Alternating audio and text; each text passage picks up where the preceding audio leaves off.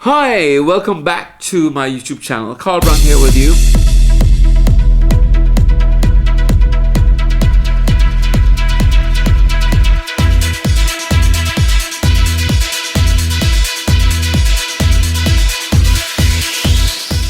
There's a saying, you never have a second opportunity to make a first impression. Yeah, you never have a second opportunity to make a first impression. And that's true. My first visit, I'm talking about now the Kaieteur Falls, the greatest wonder of the world, one of the greatest. And I visited the Kaieteur Falls twice. But my first impression and what I've seen of it, and the guide who was there at the time, that was really dynamic. For those of you who've never visited the Kaieteur Falls, I'd like to bring the Kaieteur Falls to you in all its entirety. The whole trip is based, this whole program is based on the Kaieteur Falls and nothing else. Be my guest, come with me, I'll take you through my time tunnel and let's visit, I call it the playground of the gods. Join me.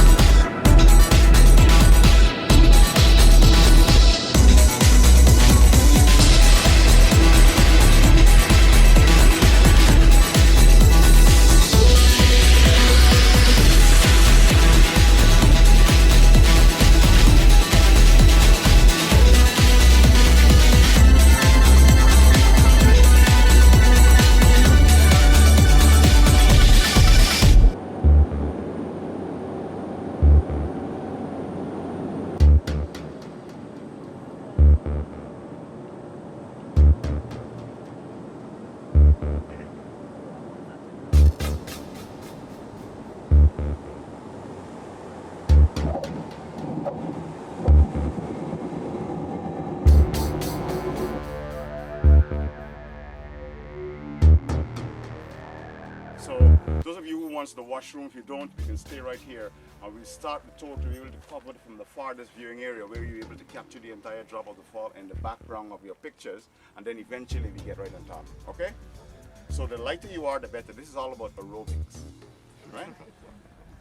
Good. Now anybody for the washroom and then come back to the aircraft. Everybody come back to the aircraft. Please, no plucking of the flowers. I know women love flowers, right? Take pictures, all right? Now we're up at 1,500 feet above sea level here, which is quite unlike the coastline, 8 or 10 feet below sea level. And we're 3 degrees north of the equator, so when it gets hot, it gets hot. You guys got water? Huh? Really good. Beautiful. Look around us. You see we're surrounded by mountains. Now these guys have so when I put them in one ear, they come out the other one very quickly. To avoid being a recurring decimal, we put them in a bracket that's easy to remember, called the Pacaremas. All members of the Pacarema mountain range. There is the Pacarema mountain, but these are what we call spin-offs, tapuis or tabletops. Now, it is through the ranges of the Pacaraima that the river Pataro River flows, very winding, one of the largest tributaries to the Essequibo. And the source of it is the mountain Iron Ghana. Now, whenever I say Iron Ghana is the highest mountain for me within the 3,000 square miles, I have problems with people worrying about Roraima. Anyway, for me, Roraima is sitting on the borders of Brazil, Venezuela, and Guyana has 25%. All right? Sorry, I want the whole cake, excuse me. I want the whole cake, and that is what we have as in Iron Ghana. That is why the army headquarters is named Camp Iron Ghana. Right? Now that's the source of this river. Now what made Kaieteur so spectacular, one of the wonders of the world, somebody said there were 7 wonders. I think that person needs to travel a little more. I know of 8.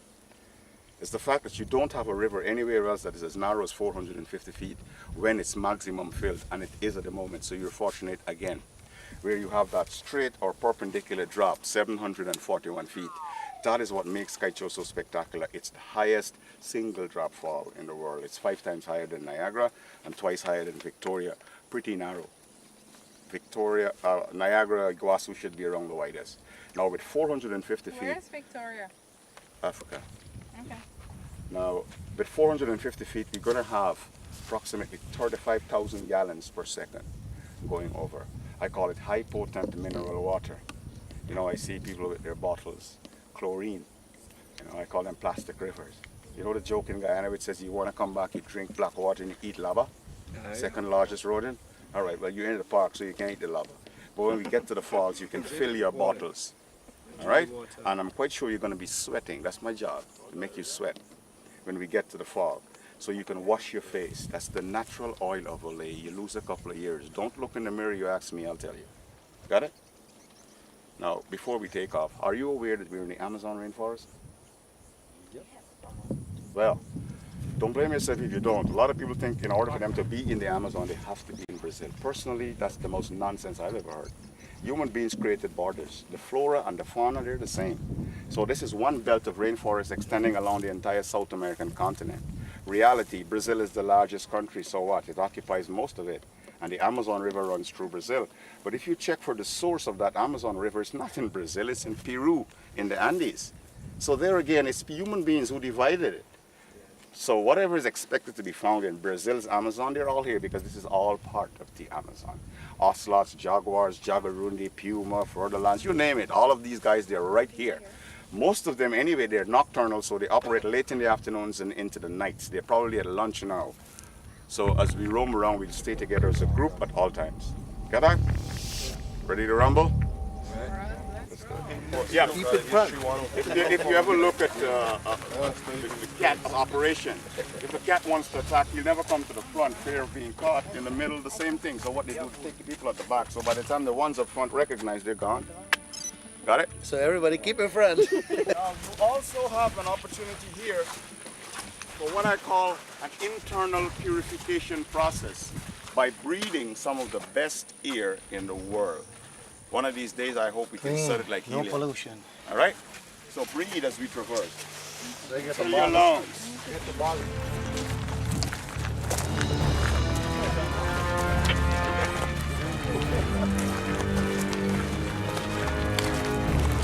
You probably read it, it said it in 1870, on the 29th of April, Charles Barrington Browne, who was this English explorer, discovered Kaieteur Falls. I have a problem with that. It reminds me of Columbus. In 1870, we had no aviation, so it could only mean one thing. The indigenous people had to have brought Barrington Browne here in their canoes. He probably was the first European to be able to see it, and he was the one to have done the documentation, so automatically he gets the right as a discoverer. But the indigenous people were here long before that. All right?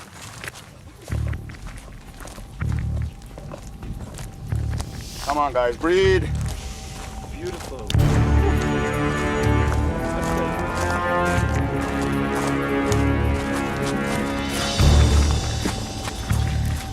Now, what we're going to be walking on, and what most of the Pacaraimas is made up of, is this type of rock, which is one of the oldest geological formations. Most people call it sandstone, but scientifically known conglomerate sedimentary rock, and we're talking 1.99 to 2.2 billion years.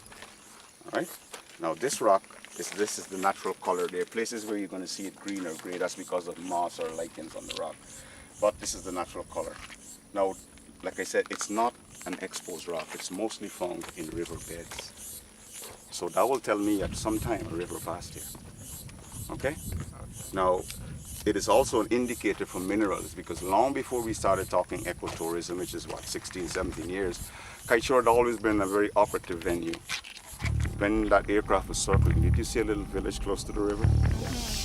That's where you find what we call poke knockers or diamond seekers. So you're going to be walking upon and among diamonds. Walking what? What is it? Upon and among diamonds. Don't slow down with your heads going downwards because it comes back to what I said in the beginning. If you find a diamond, you give it to me. You take the picture. Yeah. Okay, all right? no The only thing you problem. take is No picture. problem. If we All find right? them, we'll not We have a deal? All right? And you don't have to be a gemologist to identify a diamond. It's quite human to do so because we are very inquisitive. If we see something that we're not accustomed to seeing, you just get this temptation to say, what is that? You know, the gemologist's job is to tell you its value and if there are problems with the diamond. The rain is cut. If you look, you see those butterflies, the lime green ones. Once you start seeing those guys, it's going to be hot sun. Yeah, it's cut. But if you look at the fall, judging from that, you will want to know why the fall is still that broad. Because there's water. Rain is falling somewhere south of here. So it's not really the quantity of rain we get here that affects the fall. It's about what happens above.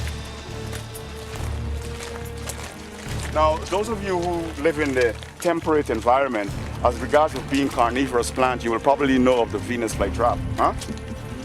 All right, in our immediate area, the Smithsonians have been able to identify so far 4 species of carnivorous plants. All right? Now look, you see these little red guys here? Look at them carefully. They're set up like my hands with hairs on the edges. In the center is a nectar that will attract crawling insects like the ant. Now, in order for them to extract it, they insert their tentacles and pull. Now, as they suck on that nectar, these guys work mechanically. They close and grab them. And that's how they get their nutrients. They call them sundews. All right?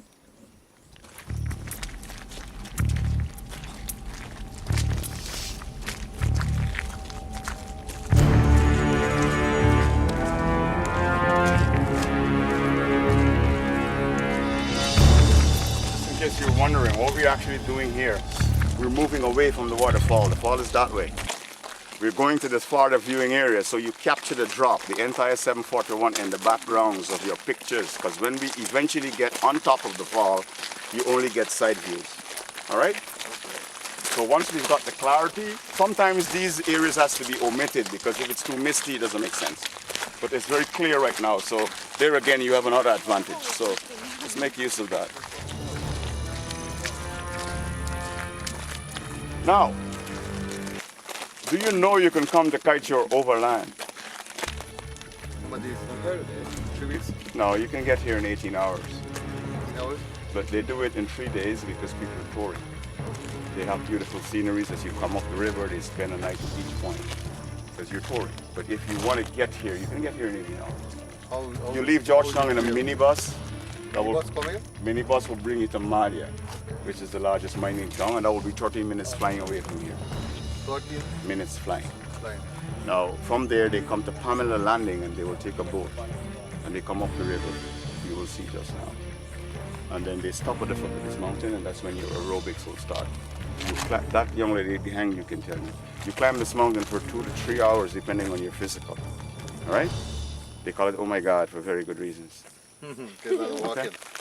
Now, those people are the ones who really benefit and enjoy Kaieteur. Why? Because they're here in the evenings and in the nights and early in the morning, so they get the opportunity to see all the activity of the fauna.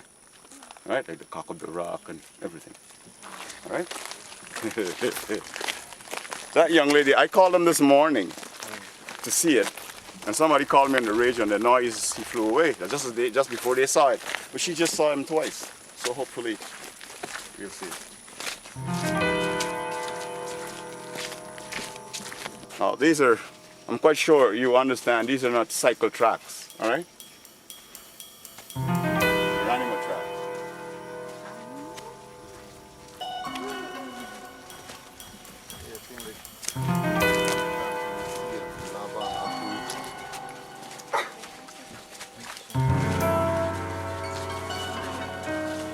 Yesterday afternoon.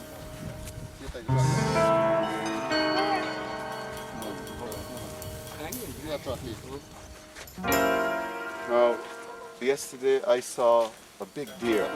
Okay, right? Right? See? He's going that way. That will be, let's say, close to 200 pounds.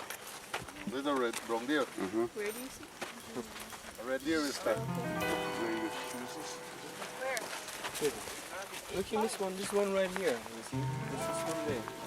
This one there. Now, when you see the tracks of an animal, it should tell you something.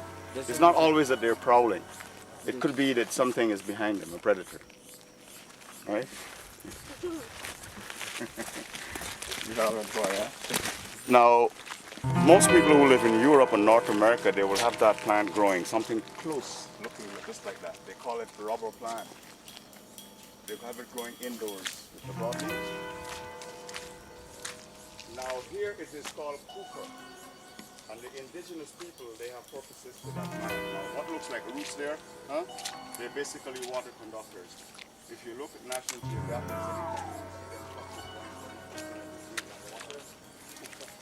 that's it. Now that is what we use for the framework of the furniture that the indigenous people make. Because it's so flexible, it can bend into any angle without breaking. Which one is it? The ones that's like that. When it climbs, that's what it likes to do. It likes to climb into other trees. Now raise your cameras. So when it does that, those conductors, they develop to various sizes. So you can get legs, you can get back rests, arm rests, whatever you want, because it can bend without breaking. Right? It bears a fruit which is not edible, but when it's green it looks like an onion. When it's ripe it opens up like a pot of garlic. In the center there's an orange stuff they take out, make a bait, and they fish with that. So they don't need tackle boxes. Now we call it cooper. That's the broad one, that's the medium, and then you have a smaller one. So we have three different sizes of kufa. We call kufa, but clues here. That's where you come up. Yeah. And that's the same here, $2,500 to sleep at Kaieteur. Meals are the Come on. You bring your own food stuff, and we have a cook who will do the cooking, because you know what you eat, how long you're going to spend, you know, and how many of you are coming. What do you want? Well, we have a chef who's going to do it. All right, listen. Over there. Now, those pillars represent the fact that when people came overland, this is where the shed was. The reason we have that there now is because there's an age. Prior to that, when we came overland, this is where the shed was. So, assuming you have to bring your own food stuff, your hammock, so you have 50 pounds to climb, oh my God, with. This is where the shed was. They call it Thank You, Jesus. All right? All right, good. Now, look around. This is very important. You see this plant here? It's all over the place. In a few seconds, when we look at the largest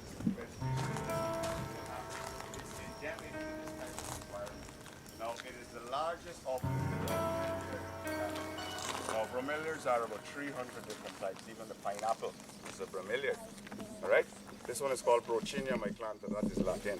Or they say tank bromeliad because there's always water in it. And then they call it giant bromeliad. You see how tall the thing is?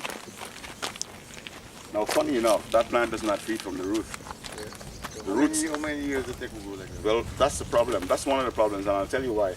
Now, it doesn't feed from the root because there's no way it can penetrate the conglomerate to extract nutrients. So that's why you find them in crevices, right? And the roots are buttressed. They grab and they hold the plant into that standing position because that's how it feeds. Now, if you hear any morning before the sun gets hot enough to burn it, when we look in the gorge just now, you will notice on the fringes, that water doesn't have the power. It's not going to hit 741. So as it drops, it vaporizes, and then the wind takes it out in the mist and it covers this entire plateau. As close as we are, we wouldn't even see each other. All right? Now that is when these guys are being fed. That's why they call them tank. That's the falls we're hearing? Yep. That's the fall, yeah. Now, most importantly, Rumbling of the fall. is that this guy is also the home of one of the endangered species of frogs. A little frog. Golden frog. Golden frog. 1 inch doesn't grow bigger than that. Purely golden in appearance, and that is why they will call it the golden frog. but Holoxus bbi. That's the scientific name because of William Beebe. I don't want the other one. He was the Smithsonian to have discovered this frog having an anesthetic potent. It's called tetrodotoxin. It's like these light colored. 160,000 times stronger than cocaine. Wow. It lowers your metabolic rate to almost zero. If they put a mirror in your nostril, there wouldn't even be a smudge. That's how low your metabolism will go. So voodoo priests, they use that to boost their morals as witch doctors. You take a patient, he gives him a dose of tetrodotoxin. The person's literally dead in your eyes. And then he quarrels with you. Why didn't you bring the man last week, 2 weeks ago? You wait until people are dead. Then you bring them to me. You think, I'm God, I'm not God, blah, blah, blah, blah. And he goes on. And then he says to you, look, go back to your village and get everybody from that village back here at 5 o'clock with all the drums you've got. I'm going to make some bonfires. We'll make an attempt to raise the dead. But the guy is promoting himself. He knows the dosage. So at 5 o'clock when all the antabant is going on, the person starts to recuperate. That man is great. He can raise the dead. 2 years, two years ago, 2 years ago, 2 years ago, Dr. Bourne, he added Kaieteur to Holoxus bbi. Now, Kaieteur is saying that that frog is only found in Kaieteur in the Bromeliads. Is that the same frog there's one they use in Haiti where they sort of make people, there's a potency in the frog where they take the substance and create the zombies. I'm talking tetrodotoxin. It's the same one. Same thing they get from that frog in But, Haiti. but listen me out. Dr. Bourne said 2 years ago that the frogs are Kaieteur. Now that is saying that those frogs are only found here in the Bromeliads. So it meant that the Asians would not have gotten tetrodotoxin from the frogs if that's the case. But there are fishes in the ocean that has tetrodotoxin. All right? Now, I know you want to take pictures when we get there. I'll show you the frog to you. If you listen carefully, you will hear him. That's him. All right? When you see him, you get as close as possible. Zoom in, pull him on the screen. All right? And shoot without disturbing the leaves because they're very shy. They will jump, and I'm not sure in which direction. You got it? Okay. You want to know where it is? The most recent researcher left here 2 days ago. Her name is Beth. She's working along with Dr. Bourne there doing an extensive survey of the frog. And she left 2 days ago. So in a few more months, I'll probably tell you exactly where. Now the catwalk is over.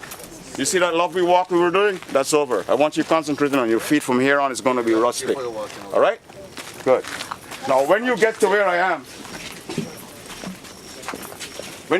am, here, you can turn around and look at the bromeliads and you will see what they do. All of these plants fell at one time and you'll see the position of their heads.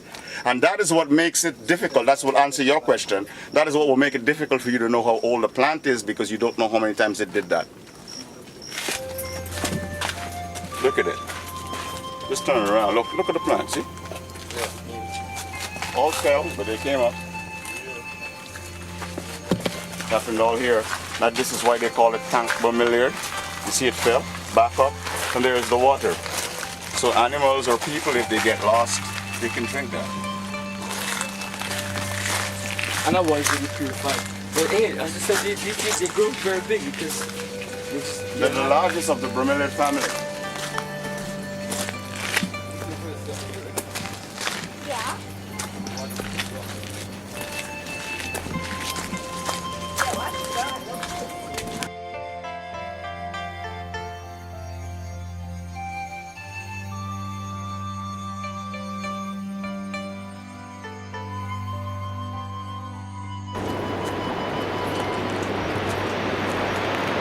wow, this is absolutely wow.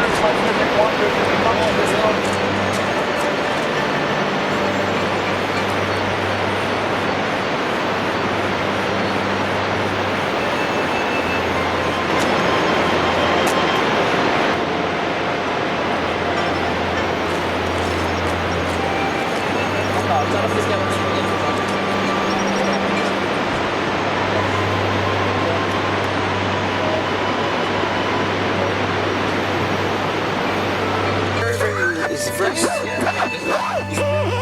cautious of it soon.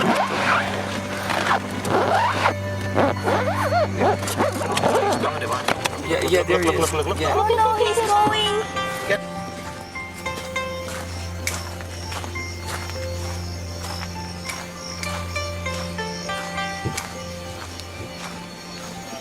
It's a painkiller, instant. It's what we call a hanaquablar.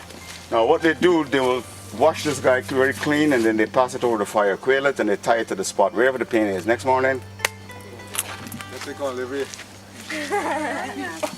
That's right. I mean, when you're in a place like this, you become part of the forest. yeah, I can't eat certain things anymore. Yeah. Like wild animals, you know, used to be a delicacy. Yeah. Now I can't eat them. What? I've seen them alive. Okay, yes, you so know. you just... I've got rabbits living in Pets. the house. Now, when you go to the markets, all those baskets you would see, and even the Amerindian warashes and the furniture, like I showed you the clusia, the kufa vine that they make the frame with. Now they will take this guy. That's livery. No, this is mukru. You got mukru and you have nibi. Nibi is much more durable, but harder to come by. This is a more commercial product. Mukru. This is in the bamboo family. They take off the skin. That's what they make all the baskets and furniture stuff with. Oh, look at that. Wow, it's a long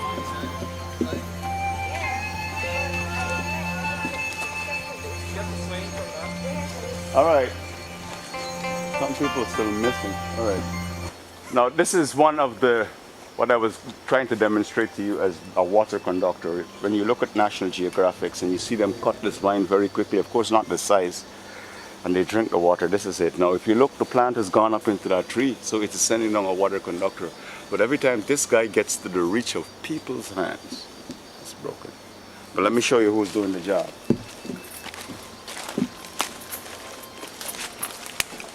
See? Strong. So flexible it is. That is with the bark on it. So they take off this bark, and that's when you get that smooth brown appearance, like you see the furniture brown. When you take off the bark, that's how it gets smooth. And this bark is not discarded. They boil it and drink it for back pain. Cooper bark.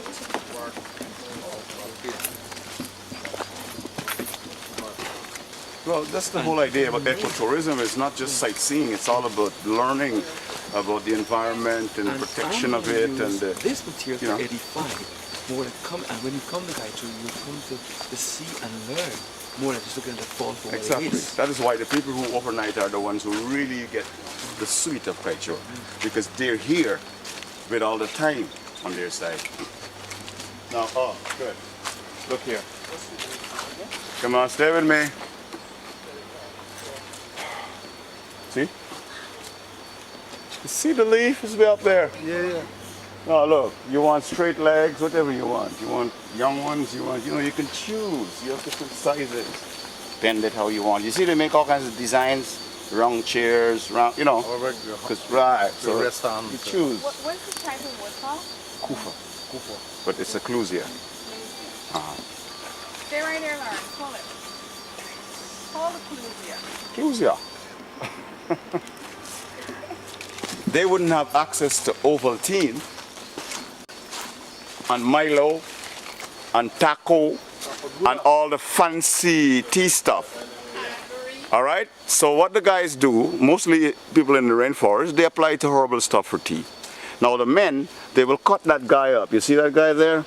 That rope running there? They will cut him up into pieces and you boil it and they get a color looking like the river. In that they put porridge stuff, spice and clove and milk, you know, essence. It makes a beautiful porridge. And the guys, they drink that and then they walk around like, where is she? It's called Capadola or local Viagra. I'm not sure if it does what they think, but I just love the taste of it. I think it's all a mind game.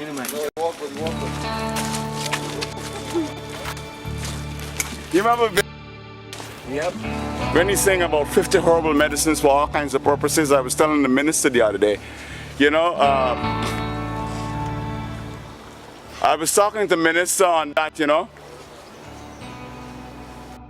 asking him, you know, when they want to promote like that show in the morning and anything to do with tourism, they can use that song. Help, you know, with that Bill Rogers sang about. Man piyaba, woman piyaba, tan tan back and lemongrass, capadilla, sarsaparilla, granny backboard, yeah. With Italian lemongrass and all The that. music lives. Yeah, his son is promoting his album right now. I doubt whether the sun will go down that path. Right, yeah. You know, these guys know are all about. Yeah, yeah. You find more educational stuff coming out of the older generation. It's all about action now. There he is. Silly. These are what you call African violets, like what look like the thyme leaf there. You'll see some places you'll see it flowering. What are those? Yeah, the one with the bubbles. These are just the seeds on the leaf. This is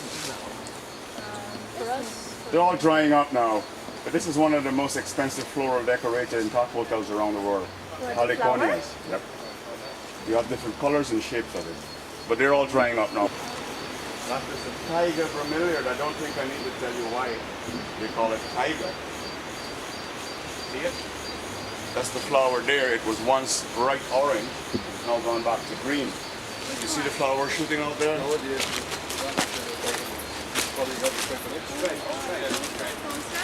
This is the flower. This was a bright orange.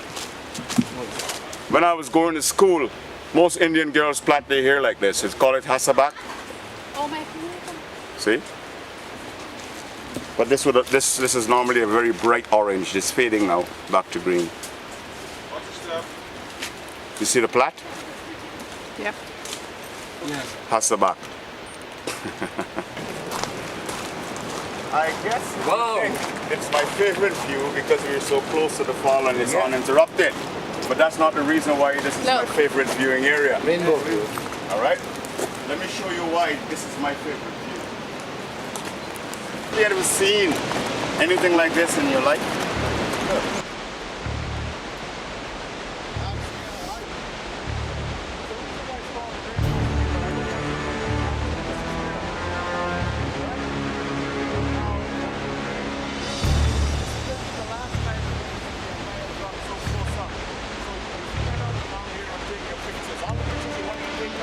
Without that. That is why it's my favorite view.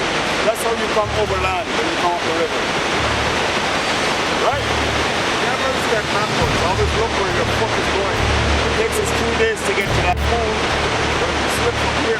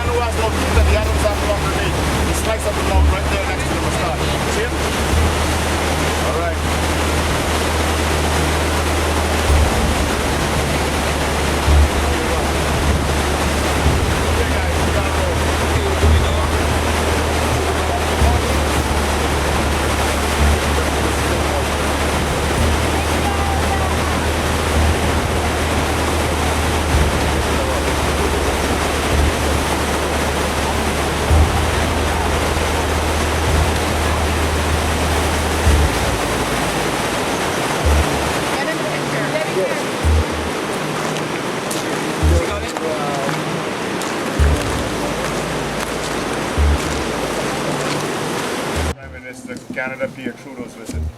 This is what they now use for people who wants to overnight. Yeah. It's solar powered, which means you can charge your electrical appliances, whatever, cameras, what have you. There are 2 rooms, and the rest of it is hammocks.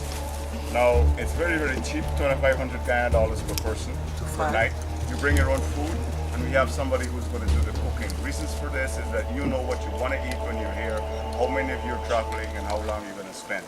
So you walk with your food. We provide the cook. All of that is inclusive in your $2,500. Now, if you remember Jeff De Silva, who was once the Minister of Tourism, he got married on the Falls. That's a beautiful wedding. After that, I decided to advertise the guest house as a honeymoon venue. And apparently the bees hurt me. So the job is done. Now bring the honey. So I've got some holes with plugs. When I have guests using that room, I will extract those plugs and have the honey running in the room. You know what I'm saying? Wow. Good. I can provide the honey. The moon is yours. Let's go. Definitely coincide with the environment, like using shingles and stuff like that. It will not be a painted building with a red zinc roof. But in the 70s, there was nothing like tourism. So it was basically built for the diplomats and the expatriates and government officials. But now with ecotourism, the construction of log cabins would definitely be higher on the agenda than having painted buildings with zinc roofs. Here, the mook roof. You see how the chairs are? All right, good. What's the mosquitoes like here, Lauren?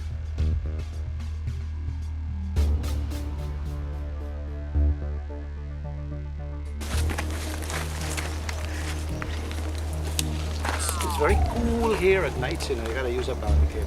Being very cold. Cold, yeah.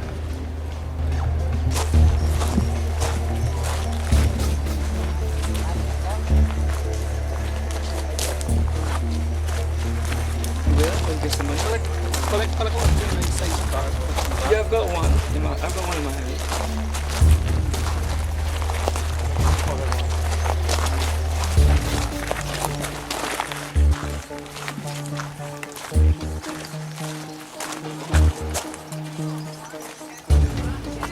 All right, this is what is responsible for me being here 16 years never using netting. This is the guy that deals with flying insects as regards to being carnivorous. Can I take it back home? It's called reductors. Now let me show you what happens. You see this white powder here? Yeah. It has an odor that you'll attract flying insects. Now when they get in there, because of the structure of the plant, I think makes it difficult for them to get back out as easy as that. And then this is what actually occurs.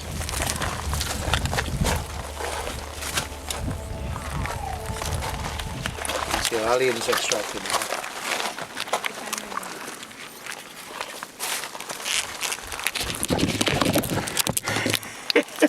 None. No, That one didn't catch any. Hold on. Right. This is it.